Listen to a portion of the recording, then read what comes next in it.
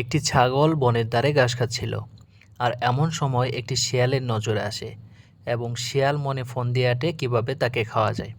এই জন্য ছাগলটির পিছে পিছে শিয়ালটি যেতে লাগলো।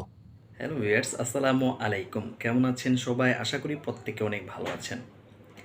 আজকে আপনাদের সামনে গুরুত্বপূর্ণ একটা টপিক নিয়ে কথা বলবো, সেটি হলো শর্ট ভিডিও। আমরা অনেকেই শর্ট ভিডিও কোথা থেকে পাওয়া যায় এবং কিভাবে আপলোড করতে হয় সে বিষয়টি জানি না, এবং শর্ট ভিডিও আপলোড করলে সেগুলো কপিরাইট আসবে কিনা সে সম্পর্কেও কিন্তু অজ্ঞাত রয়েছি।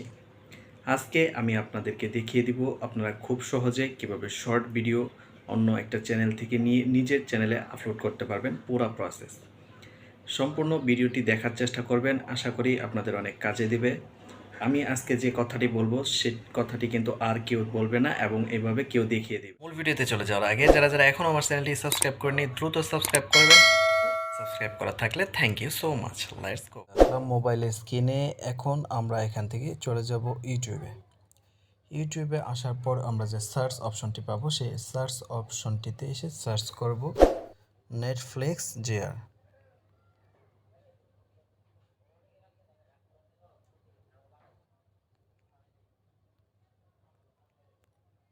নেটফ্লিক্স জেআর লিখে আমরা এখানে সিম্পলি ক্লিক করে দেব। এরপর আমরা বন্ধুরা আমাদের সামনে চ্যানেলটি চলে এসেছে। আমরা কিন্তু এই চ্যানেল থেকে ভিডিও কালেক্ট করতে পারি এবং আরও বেশ কিছু চ্যানেল রয়েছে। এইসব চ্যানেল থেকে ভিডিও কালেক্ট করলে কপিরাইট ক্লেম আসবে না। তো বন্ধুরা আপনারা এখান থেকে যে কোনো মাধ্যমে ভিডিওগুলো কালেক্ট করে নেবেন।